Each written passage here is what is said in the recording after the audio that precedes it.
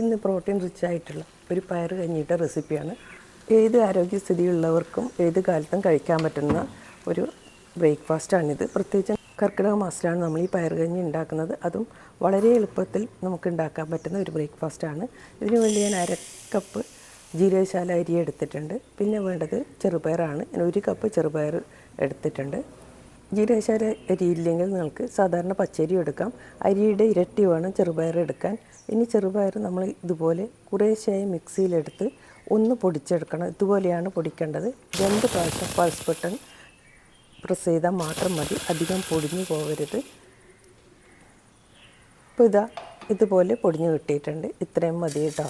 ഇനി നമുക്കിതൊരു പ്ലേറ്റിലേക്ക് ഇതുപോലെ ഇട്ട് കൊടുക്കാം. കുറച്ച് കുഴിയുള്ള ഒരു പാത്രത്തിലിട്ട് ഇതുപോലെ അതിൻ്റെ പൊടി പാറ്റിയെടുക്കണം.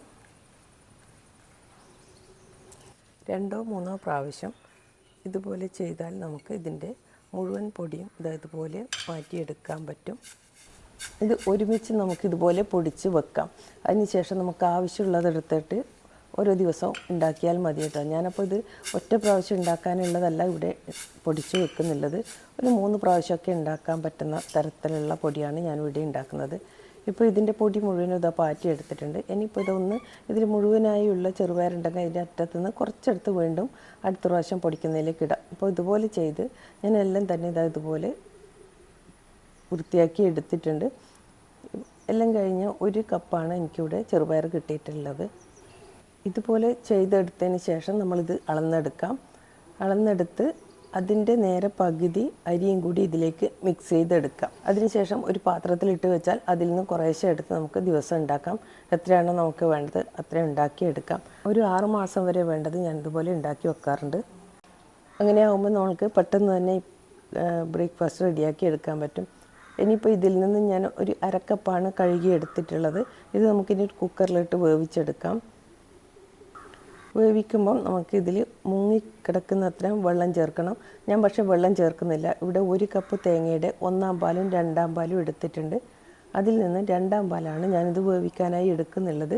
അപ്പം നല്ല ടേസ്റ്റ് ഉണ്ടാവും കേട്ടോ തേങ്ങാപ്പാലിൽ തന്നെ നമ്മളിത് വേവിച്ചെടുക്കുമ്പം.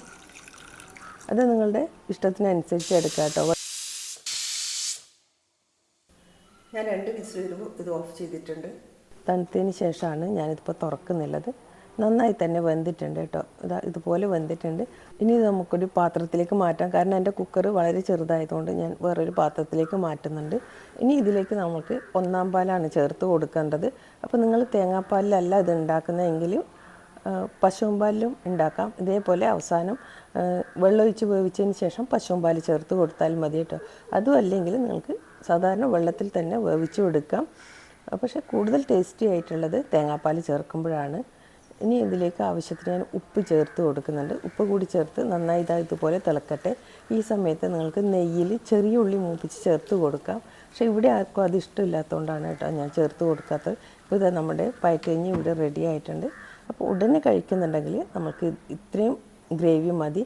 അല്ല നിങ്ങൾ ഉണ്ടാക്കി വെച്ച് കുറേ കഴിഞ്ഞാണ് കഴിക്കുന്നതെങ്കിൽ കുറച്ച് തിളച്ച വെള്ളം കൂടി ഇതിലേക്ക് ചേർത്ത് കുറച്ച് ലൂസാക്കി എടുക്കണം. അല്ലെങ്കിൽ ഇത് വളരെ പെട്ടെന്ന് തന്നെ കട്ടിയായി പോകും കേട്ടോ. അപ്പോൾ ഇത്രയേ ഉള്ളൂ ഇന്നത്തെ വീഡിയോ. എല്ലാവരും കർക്കിടക മാസത്തിൽ ഉണ്ടാക്കി നോക്കണേ. Thank you for watching.